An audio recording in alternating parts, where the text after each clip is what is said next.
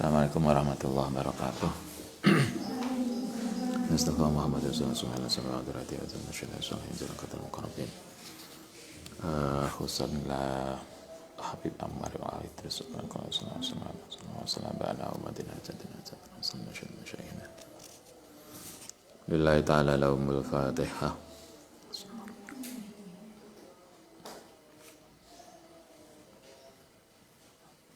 Bismillahirrahmanirrahim. Halaman 10. Mafatihu rizki, kunci-kuncinya rizki. Wa asbabul hinalan, sebab-sebabnya yang bisa mendatangkan kekayaan. Ini kita bicara tentang kuncinya rizki dan sesuatu perilaku, sikap yang bisa mendatangkan kemudahan kaya. Yang pertama at-taqwa wal istiqomah. Wa ya utawi at-taqwa wal istiqomah iku aqrabu thoriqin, yaitu jalan yang paling dekat. Wa afdhalul wasaili, dan wasilah yang paling utama litashilil arzaki, untuk memudahkan rizki. Sikap takwa, sikap istiqomah, karena itu yang Ustaz sering sampaikan, kita perlu punya amalan yang kita bisa istiqomah, apapun amalan kita. Anda bisa mungkin baca selawat. Selawat itu terserah, bisa selawat yang banyak, bisa artinya selawatnya yang panjang atau selawat yang pendek, silahkan. Tetapi istiqomah. Bisa juga sholat duha. Sholat duha misalnya kita nggak pernah atau jarang sholat tahajud, tapi kita istiqomah sholat duha, itu juga bagus. Atau apapun, yang penting istiqomah, walaupun nggak banyak. Itu memudahkan, kalau di dalam konteks rizki, itu bisa memudahkan untuk datangnya rizki. Wa taisiri kuli asirin, dan memudahkan setiap kesulitan. Anda masih ingat ada cerita orang di gua itu, yang masuk gua kemudian ketutup pintunya. Salah satu cara agar bisa keluar adalah dengan wasilah amalnya. Jadi amal yang kita istiqomahkan itu bisa wasilah. Misalnya begini, Anda biasa baca Quran, kita istiqomah baca Quran, setelah itu kemudian mungkin kita ngalami kesulitan apa atau punya hajat apa, maka istiqomah baca Quran tadi bisa pakai sebagai wasilah. Ya Allah, dengan lantaran istiqomah saya baca Quran, saya mohon, itu bisa. Jadi keistiqomahan amal kita itu bisa untuk jalan memudahkan kalau kita menghadapi kesulitan. Binasil kitabil aziz, berdasarkan kitab dari Al-Quran, di dalam surat At-Talaq dikatakan begini, wa may yattaqillaha, wa man sapane wong yataki, yang bertakwa sapa man Allah yaj'al, maka bakal menjadikan lau kedhi sapa Allah lau kediman makhrajan, ing jalan keluar. Nah, kalau Al-Qur'annya jelas banget. Siapa yang kita mau bertakwa kepada Allah, yang pasti Allah akan ngasih jalan keluar. Wa yarzuquhu, lan bakal ngasih rizki sapa Allahu ing man min haitsu la yahtasib. Min haitsu, dari sisi la yahtasib, yang tidak menduga. Saya kira Anda pernah nggak kebayang mendapatkan rizki dari sesuatu yang nggak kita duga.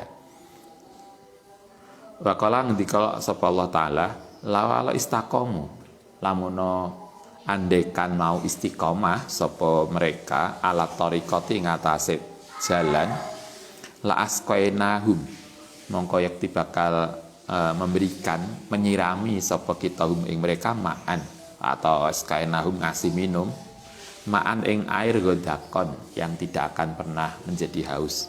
Kata Allah, andaikan kita itu istiqomah di dalam satu perilaku yang baik, insya Allah Allah itu akan mencurahkan rizki pada kita, sampai kalau di sini istilahnya ma'an godakon, kita dikasih minum pada air yang kita tidak akan lagi membuat kita haus. Kalau dalam bahasa kita, kalau mau istiqomah, insya Allah Allah akan ngasih rizki. Yang rizki itu membuat kita itu tidak lagi membutuhkan yang lain. karena kita sudah merasa cukup dengan rezeki itu. Istiqomah itu apa? Manal istiqomati utai maknane istiqomah ikut tarkuma, meninggalkan barang nuyat yang dilarang, anu saking ma wa fi'lu ma, lan melakukan sesuatu umirat bihi, yang diperintahkan. Istiqomah itu berarti kita melakukan sesuatu yang diperintah dan menjauhi sesuatu yang dilarang. Fal asi utai maksiat iku yuridu, maksudnya begitu, mengarahkan apa maasi al kufra ing kekufuran, wa muzilu lan menghilangkan an-ni'ama ing kenikmatan. Ing kunta mongko lamun ana sapa sira iku fi nikmatin ing dalem kenikmatan, far'iha mongko njogo sapa sira ha ing nikmat. Kalau kita mendapatkan nikmat, kalau kita mungkin kita dimudahkan oleh Allah Ta'ala, rezeki kita, usaha kita, ada toh Anda mungkin sebagian dari kita, alhamdulillah kayaknya kita tuh usaha kita nggak begitu keras, tapi Allah ngasih kemudahan, maka marilah kita jaga nikmat itu dengan perilaku baik. Fa'innal ma'asi, karena saat temene maksiat iku tuzilu, bisa menghilangkan an-ni'ama ing kenikmatan. Perilaku maksiat itu bisa menghilangkan kenikmatan yang sudah kita peroleh. Sehingga kalau kita mendapatkan nikmat kemudian berperilaku maksiat, itu sama dengan kita megang barang kemudian kita lepaskan, maka sebentar lagi akan hilang. Fakot taro lan melihat sapa sira man ing wong wa utai man iku ghaniyun, kaya yang taniu, yang nyegah binikmatin bini amin kelawan nikmat, wa huwa hale utawi man iku mukimun, orang yang melakukan alal maasi ngatasi maksiat. Mungkin kita akan komplain atau kita akan konfirmasi ke ini, Ustaz, kalau ini dikatakan gini, tapi kita bisa juga melihat ada orang yang kaya tapi ahli maksiat. Jadi dia itu maksiatnya banyak, tapi kenapa oleh Tuhan dikasih kaya atau dikasih nikmat? Apa kata Habib Al-Idrus? Mungkin memang bisa begitu, tetapi yang pasti kenikmatan itu tidak akan terjadi dalam waktu lama. Biasanya setelah itu hilang. Anda masih bisa toh. Kalau dulu di Ustadz itu ada orang kaya banget, kayaknya sak kampung itu beliau yang paling kaya.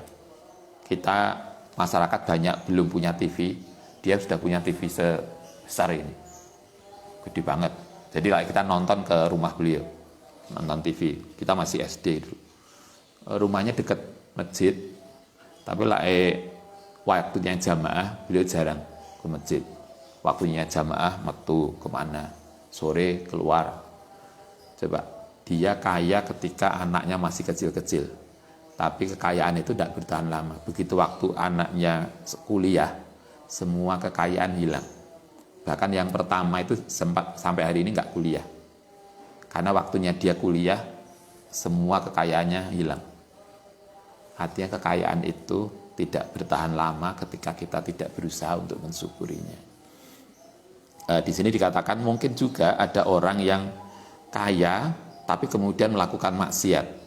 Itu bisa terjadi, tetapi lakin hadhihi, tetapi utai ini tadi, orang kaya kemudian dia sembrono dengan kekayaannya, tidak mensyukuri atau bahkan berbuat nikmat, berbuat maksiat, iku latadumu, tidak akan berlangsung tawilan dalam waktu yang lama. Dia bisa kaya tetapi kekayaan itu tidak akan lama. Hatta tasiro, sehingga jadi sopo ini tadi, orang yang berbuat maksiat tadi itu komun akan mendapatkan kepedihan fil hayati dalam hidupnya, qoblal mauti, sebelum kematian. Bahkan sangat mungkin kemudian sebelum mati kekayaan itu sudah habis. Dan itu contohnya banyak banget. Contoh bagaimana ada orang yang sangat kaya, kemudian tiba-tiba sebelum mati kekayaannya hilang karena perilaku yang tidak benar.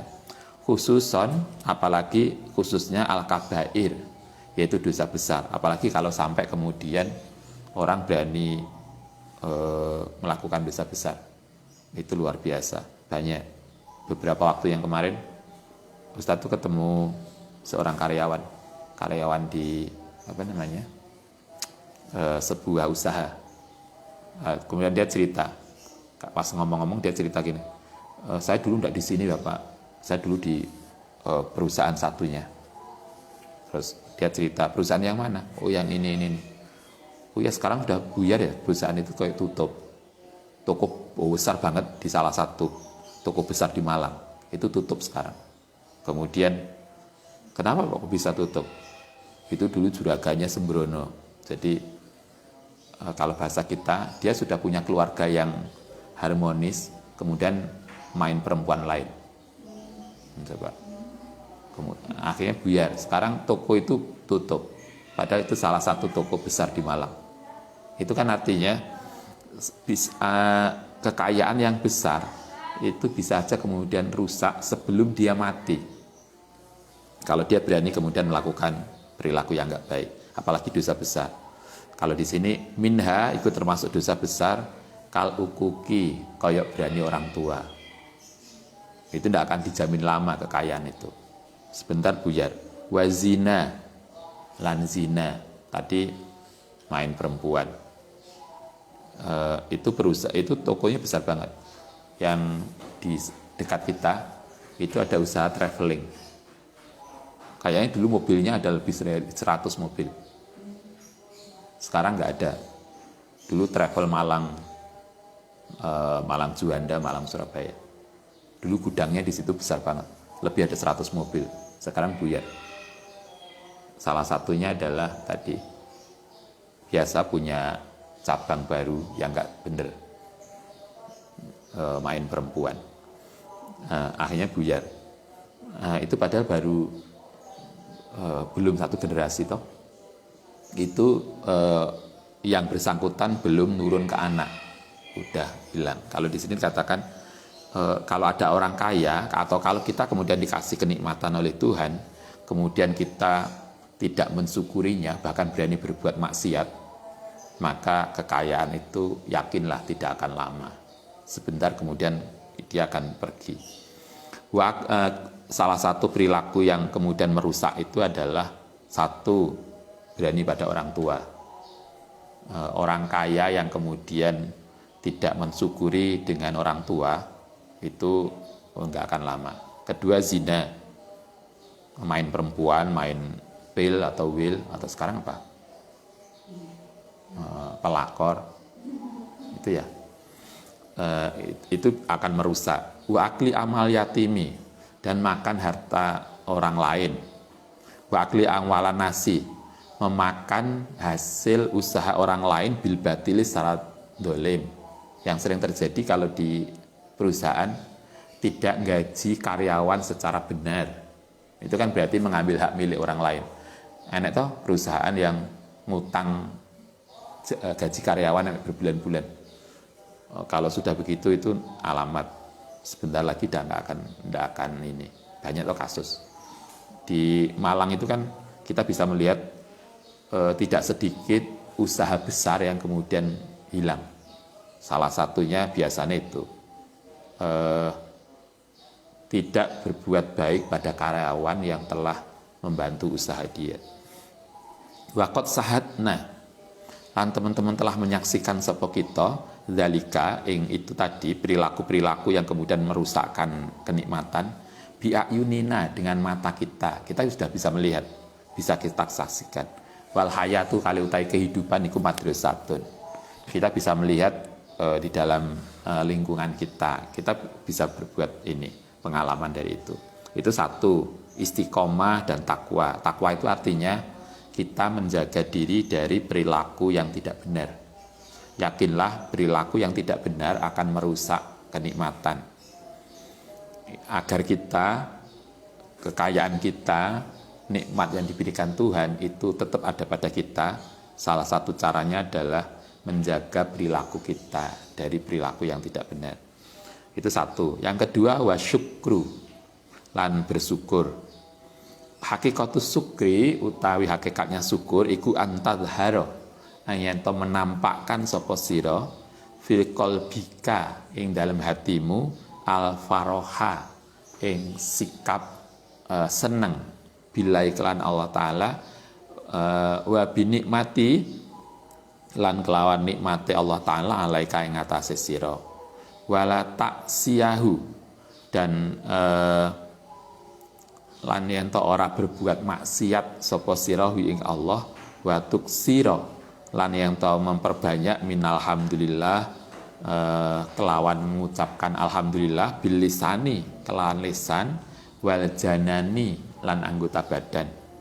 Yang kedua, untuk agar nikmat kekayaan itu tetap ada pada kita, selain menjaga diri dari perilaku yang enggak baik adalah senantiasa bersyukur. Bersyukur itu bisa dengan ucapan alhamdulillah, bisa dengan hati menunjukkan kesenangan, bisa dengan anggota badan. Anggota badan itu artinya menggunakan nikmat itu pada jalan yang benar. Kala ngendika sapa Allah taala la in sakartum lamuno bersyukur sapa sira la azidannakum mongko bakal nambahi sapa kita kum ing sira. Wa ana Aisyah radhiyallahu an qalat dakhala masuk alaya ing atase ingsun sapa annabiyyu faro'a mongko melihat sapa nabi kasarotan ing sesuatu yang sobek mulkatan yang tampak famasahaha mongko kemudian ngusap sapa nabi ha ing Aisyah faqala ya Aisyah ahsini berbuat baiklah ni ingsun jiwarani amit ta'ala ing memelihara nikmati Allah taala fa innaha mongko sak temene nikmat iku kolama nafarat nalikane telah pergi apa nikmat an ahlil baiti saking ahli rumah fakadat mongko seolah-olah tidak akan tarjiu kembali ilahi maring ahli rumah. Kata pesannya Kanjeng Nabi, kalau kita ini hadis yang disampaikan oleh Sayyidah Aisyah, kalau kita mendapatkan nikmat maka syukurilah. Karena kalau tidak disyukuri, begitu nikmat itu hilang, kata Nabi, fakadat tarji'u, seolah-olah tidak akan balik. Jadi kalau Anda dapat kekayaan, dapat kepercayaan, kok itu tidak disyukuri, kemudian kepercayaan itu hilang, yakinlah kepercayaan itu sangat sulit untuk balik. Pak wis sugih kok bangkrut, karena kesalahan, karena tidak bersyukur, biasanya nggak akan balik sugih. Kekayaan itu tidak akan kembali. Wakana lan ono apa min du'ai Rasulullah sallallahu alaihi wasallam. Ini doanya Kanjeng Nabi. Ini biasanya kalau kita dulu di pondok dibaca bareng-bareng setelah kita sholat. Setelah kita sholat wiridan berdoa bareng, kemudian baca ini. Allahumma a'inni ala dzikrika wa syukrika wa husni ibadatik. Allahumma ya Allah aini mugi nolong sapa Tuhan ingsun ala dzikrika ing atase mengingat zikir pada Tuhan wa syukrika lan syukur pada Tuhan wa husni ibadatika lan ibadah yang baik pada Tuhan. Wa Ibnu Abbas radhiyallahu anna Nabiy sallallahu alaihi wasallam yaqulu Allahumma inni a'udzubika min zawalini amika wa fujati nikmatika wa tahawuli afiyatika wa jami'i sahatika. Ini juga Anda bisa baca. Kalau dulu kita Ustadz zaman di pondok bian ini yang atas. Allahumma inni ala dzikrika wa syukrika wa husni ibadatik. Itu dibaca bareng-bareng kalau dulu. Kalau enggak yuk kita baca sendiri. Allahumma ya Allah ini sedene ingsun iku a'udzu mohon perlindungan bika kelantuan min zawalini amika saking hilangnya nikmat Tuhan. Kita mohon pada Allah agar nikmat yang diberikan Allah itu tidak hilang. Wa fujati nikmatika lan datang tibanya siksa Tuhan. Kita kalau mendapatkan sesuatu yang nggak baik, itu jangan tiba-tiba datang. Paling nggak kita mendapatkan isyarat dulu, sehingga kita lebih siap. Kita berharap begitu. Wa tahawuli afiatika, lan pindai pengampunan Tuhan. Wa jami'i sahotika, kan seluruh kemurkaan Tuhan. Wa kana lan ana sapa Umar bin Abdul Aziz yaqulu qayyadu, ini Umar bin Abdul Aziz. Qayyadu apa qayyadu itu? Kayak bahasa Jawa ini nyencang. Apa nyencang? Ngikat. Ngikat. Qayyadu ngikato sapa sira an-ni'ama ing nikmat bisukri kelan sikat syukur lillahi ta'ala maring Allah Ta'ala. Kata Umar bin Abdul Aziz, marilah kita mengikat rizki, mengikat nikmat yang diberikan Allah dengan bersyukur. Syukur itu dengan menggunakan nikmat itu dengan baik. Kalau kita dapat rizki, kita manfaatkan rizki itu dengan sesuatu yang baik. Insya Allah rizki itu akan tetap ada pada kita. Kalau ngendika sapa Al Hasan, innallaha, sedunia Allah itu layam ta'u, memberikan kenikmatan sapa Allah binikmatin, kelan nikmat ma ing barang sa'a. Allah itu punya hak untuk memberikan nikmat pada siapapun yang dikehendaki. Fa idza lam yaskur, tetapi kalau fa idza lam yaskur nalikane tidak bersyukur sapa man qallabaha, mongko bakal mengganti sapa Allah ing nikmat tadi alaihi mengatasi kaum azaban. Tetapi kalau kita tidak bersyukur, maka Allah akan merubah nikmat menjadi siksa. Kala ngendika sapa Muhammad bin Idris, yarwi an aliin, saking Ali radhiyallahu an annahu qala, ngendika sapa Ali li rajulin maring seseorang min Hamadan, saking Hamadan. Hamadan itu nama daerah di Iran. Inna nikmata, satemene nikmat iku mausulatun, bisa ketemu bisukri kelawan syukur. Kata Sayyidina Ali, nikmat pemberian Allah itu bisa kita dapatkan atau berkorelasi dengan kebersyukuran. Jadi nikmat itu punya korelasi dengan syukur. Kalau kita syukur, nikmat akan datang. Kalau kita tidak bersyukur, nikmat itu akan hilang. As-sukru utai kebersyukuran iku mu'allakun, berhubungan bil mazidi, dengan tambahan. Wahuma utai keduanya, yaitu syukur dan nikmat, iku makrunoni, akan bareng fikornin yang dalam satu waktu. Maksudnya kalau kita bersyukur, yakinlah kebersyukuran kita itu akan menghasilkan nikmat. Dan kenikmatan itu bisa akan tetap langgeng dengan kebersyukuran. Fala yang kotiu, mongko tidak akan putus opo al-mazidu, tambahan nikmat minallahi ta'ala, hatta yang kotiu, sampai kita memutuskan, sampai terputus opo syukru, sikap syukur minal abdi saking hamba. Selama kita bersyukur, insya Allah nikmat akan ada. Selama kita tidak bersyukur, yakinlah nikmat itu akan hilang. Itu yang kedua. Yang ketiga, Al-Quran. Salah satu kunci rizki yang paling penting selain bertakwa dan bersyukur adalah Al-Quran. Min mafatihi rizki, ikut termasuk kuncinya rizki, qiraatul Qur'anil Karim, utai membaca Al-Quran.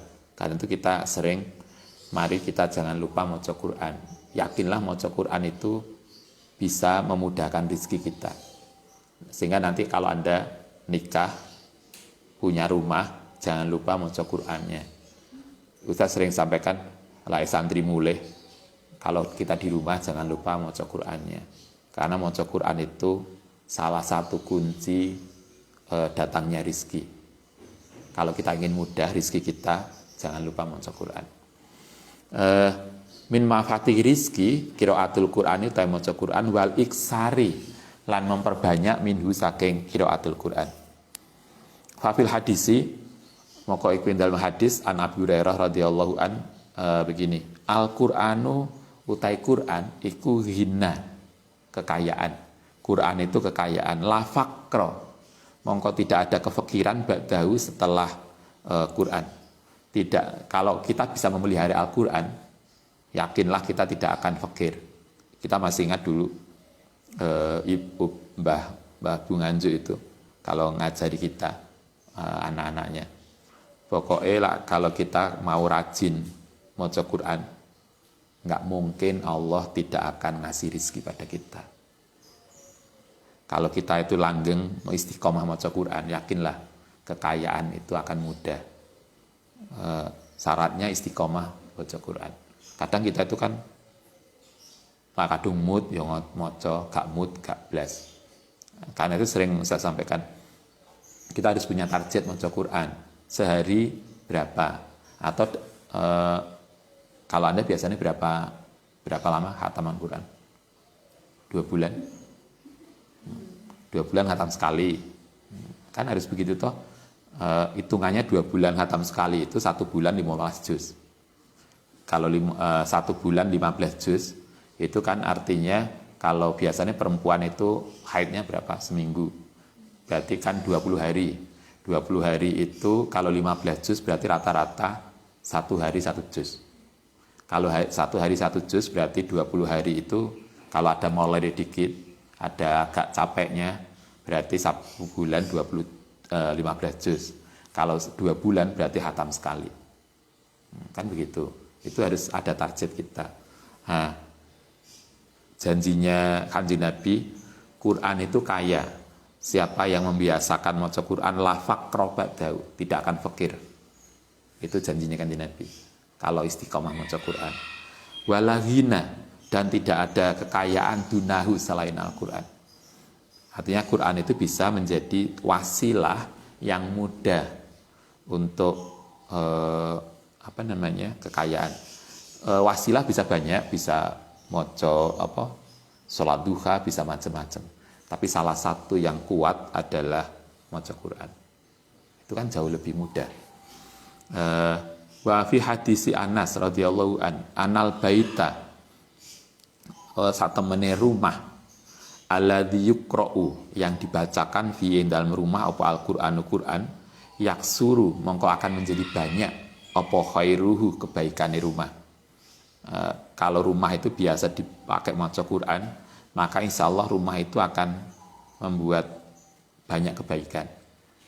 Kalau di rumah, kalau di pondok berarti kamar yang sering dibacakan Al-Quran itu akan luar biasa. Nah, kita maca Quran bisa juga untuk pindahan rumah.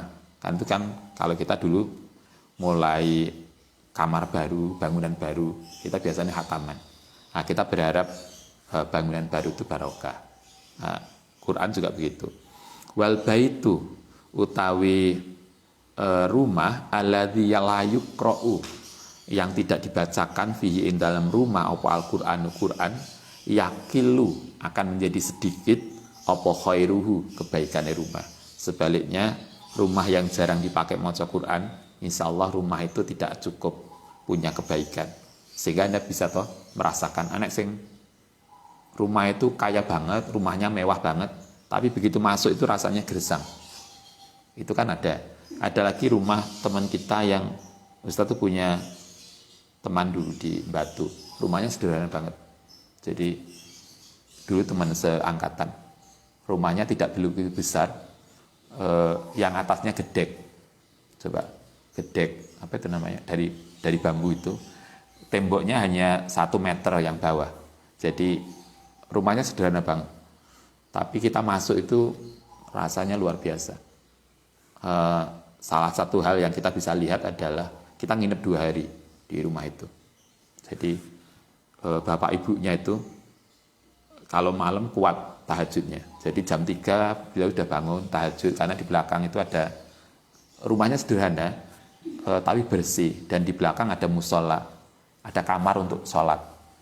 Jamaahnya bagus, setiap habis sholat bapak ibu ilmu maca Quran di rumah itu. Sehingga kita masuk itu terasa banget. Rumahnya sederhana, tapi kita masuk rumah itu kayak kita masuk sesuatu yang membuat hati kita menjadi adem dan nyaman. Jadi persoalan rumah yang barokah itu kan bukan sekedar kaya. Syukur kalau kita punya rumah yang baik, yang megah. Tapi kadang rumah megah itu kan tidak senantiasa menunjukkan kalau kita masuk rumah itu hati kita menjadi tentram toh. Ada rumah yang biasa aja.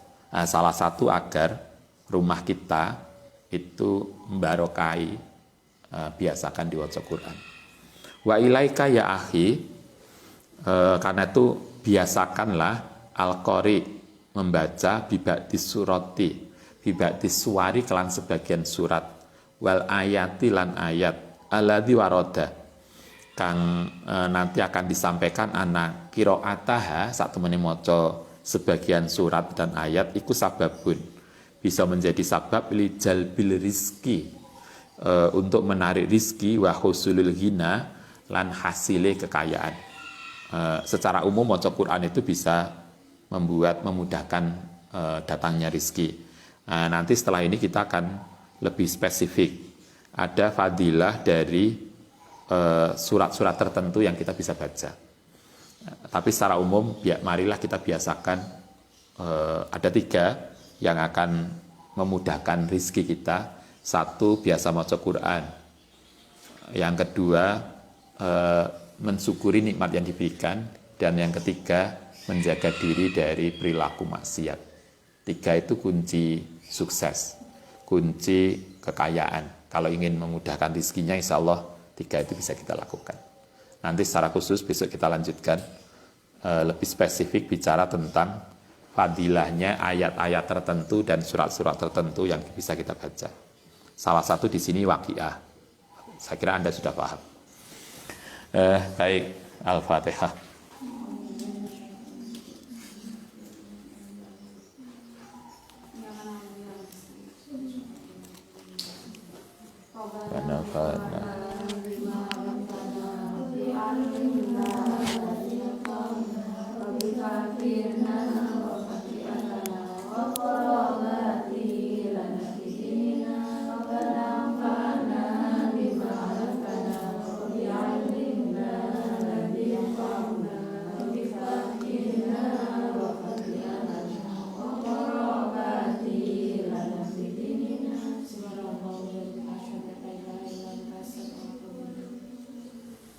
Assalamualaikum warahmatullahi wabarakatuh.